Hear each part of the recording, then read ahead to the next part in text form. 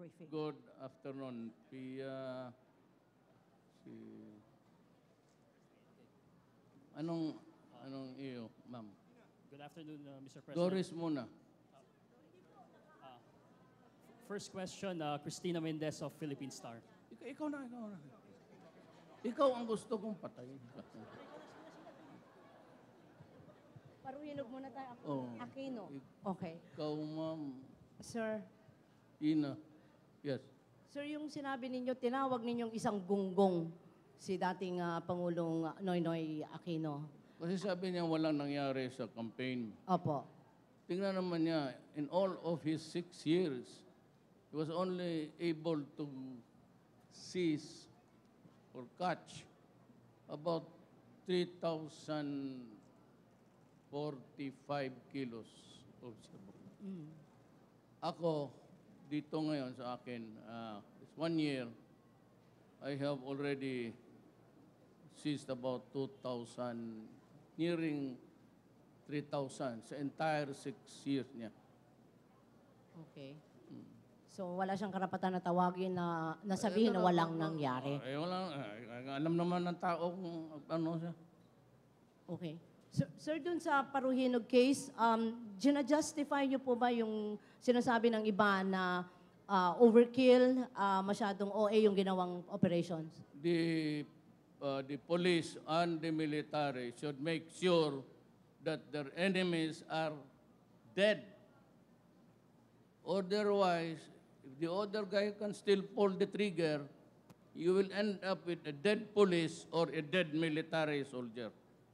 Bakit ko gusto yan? Ako yung commander-in-chief of all the armed forces. Remember that. Commander-in-chief of all the armed forces in the Philippines. Pero no, I was criticized for not wearing the uniform properly when I went to kasi finold ko yung tapos nakabukas. Talagang hindi naman ako nagsasara ng last. Alam niyo yan? Tsaka, I am commander of all armed forces. Navy, Air Force, Army, CAPGO. I went there as a CAPGO. Kaya tinanggal ko yung Duterte pa, tapos may Velcro pati yung president. Okay. Kasi CAPGO lang ako pumunta. I can select the unit. CAPGO ako, okay lang. Sir, yun doon sa Paruhinog case, meron pa po bang susunod na mga mayors involved in illegal drugs na ganyan din ang mangyayari kasi sabi ninyo ang autos ninyo? I will make it public. One time I called for all of them sa kanila. Hindi ko kayo niyaya. I barred the media. Three batches. Nabi ko talaga sa kanila, do not do it. Do not do it. Because my order is to destroy the organizations. Hindi naman ito na basta you pick one enemy at a time, you are up against an organization. Parahinog has been there, and you can ask the ordinary citizen of Osamis. Okay. Tanungin mo sila kung ilan ang pulis na matay doon na hindi sumunod. They were running the city as if it was a feudal state of the family. Kaya sinabi ko, huwag ninyong gawain yan. Pag hindi ninyo sinunod, masabihin bakit namatay. I said, my order, hindi itong drogadores.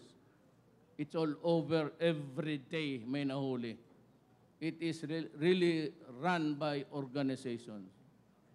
And so my order to the military and the police, and rightly so, to destroy the organization, both the supplier, the users, and everybody connected with the organization. Because they keep alive the trade. Sabi ko dito, ayaw ko mapaya. I declared war against drugs. Huwag mo akong hiyain. Kasi hindi ako nakakatanggap ng kahiyaan. Sir, kailan ho ulit may matutumba na mayor? Depende na lang sa intriga mo kung saan ang mas marami. Last question, Joseph Morong, GMA7. Sir, good afternoon po. Sir, on Commissioner Faldon, what is really your decision on Commissioner Faldon muna? Look, in fairness to Congress, they are conducting an investigation. I will not be a multiplier to the messy thing if it is really a thing that's parang topsy-turvy.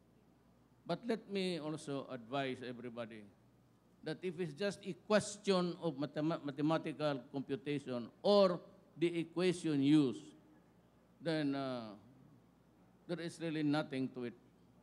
As long as there is no corruption, if it's just a matter of computation, adi, i-recompute niyo ulit. Whose equation do you want to use? Dominguez will decide on it. So, sir, you are keeping him, yes? Wala pang decision. wala pang result ng investigation. So Okay. due process. Patay yung kriminal, humingi ng due process, sila tuloy na sa gobyerno.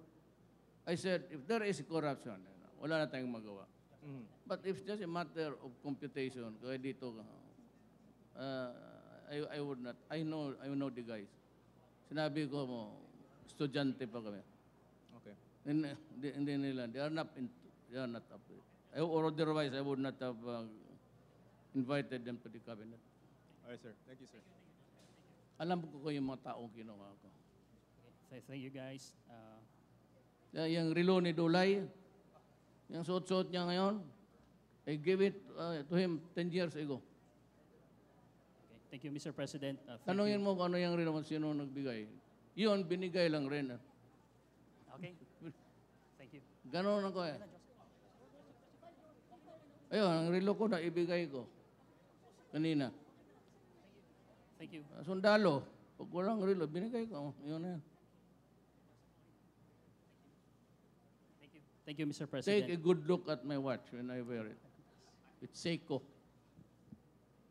Take a good look. Lapitan mo, basahin mo. Yung patik, yun ang nirigalo ko sa iyo. Hindi. Ibang piya pala yun. Yes.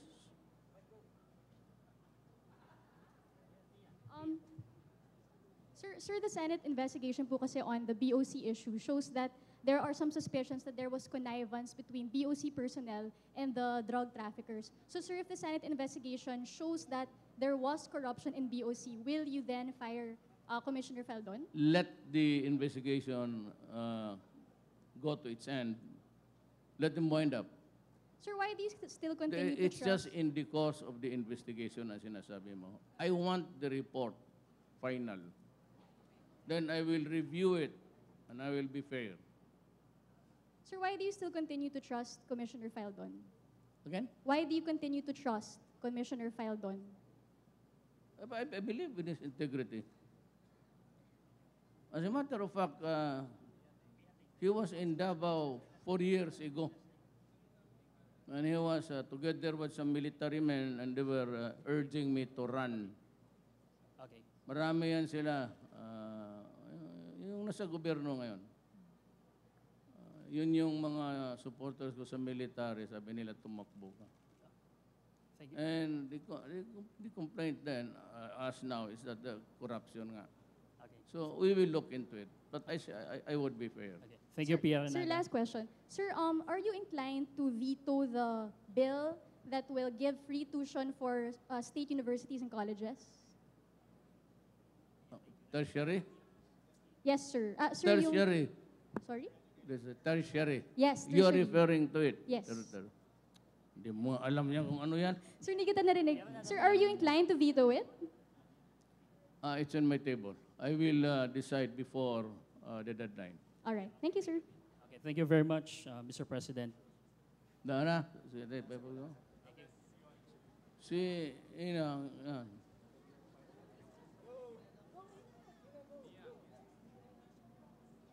Huwag mong sabihin na wala kang itanong. Baski sa private life. Yes, sir. Tanungin rin kita sa private life.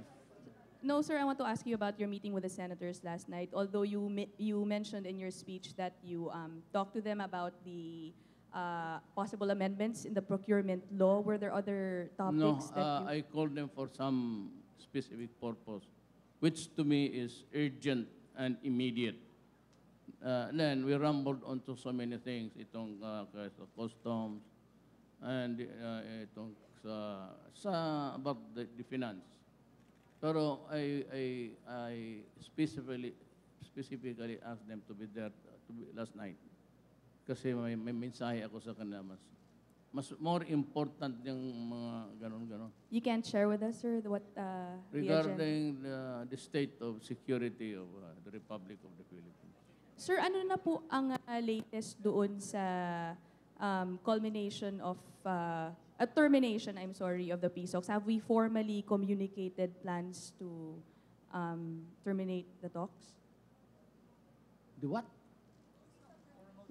Formal notice of termination, sir. Nakapagbigay na po ba? Di ba sinabi? Mayroon pa ba ibang protocol dyan?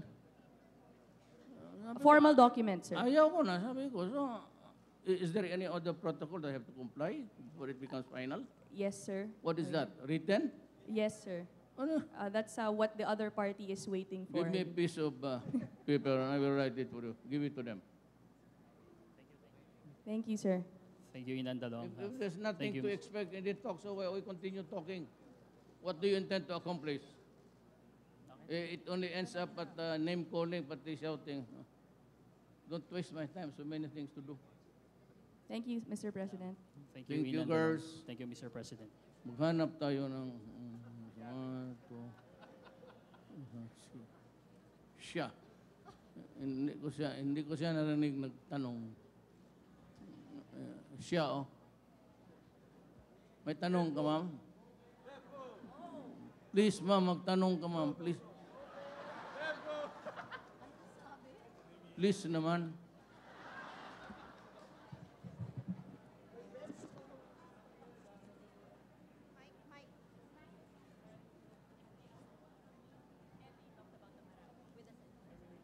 Tagaan siya.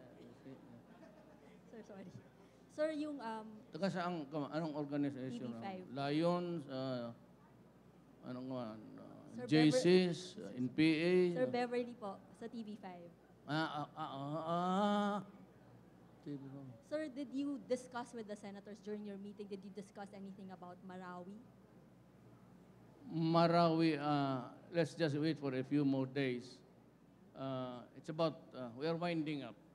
We're winding up and ang sabi ko lang, I would need the money. That's why I've been urging people to collect more. Kaya rin ako nagpunta dito, nagpapasalamat sa ating the workforce of the BIR because they've been doing a great job. I would need billions to rehabilitate Makati. I would need about billions para to rehabilitate Makati. I would like to assure the Moro people that they will not be abandoned or forgotten. We will rebuild Makati. Marawi. Wag lang po sila papasok uli ng ano. I'm warning everybody in the Moro areas, in the non-Muslim areas, do not unless you want a repeat of what happened. And I have enough forces to do it. I do not want quarrel, I do not want trouble. I plead for peace. But please, I said, do not destroy my country. Salamat po. Sir, one more question. Sir, Sige ma'am, I'll give you 10. sir, word is, Huwag ka maniwala yan, security tayo. sir, word is there might be some changes within the BIR. Sir, whether you'll be removing some commissioner No. or is that true? Yung in the field of yung tax, that is the domain of Dominguez. Siya yung mag-aral sa mga tao niya. Pag pinag-aralan niyan, yung workforce niya, then I will just, unless there is a compelling reason for me to intervene. But that's a far-fetched idea. I leave Dominguez to run his. In like manner, other secretaries, they have the autonomy to.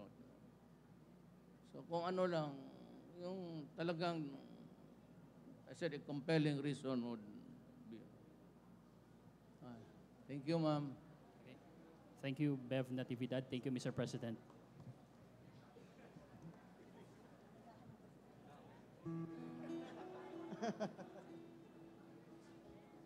Mahina talaga ako dito.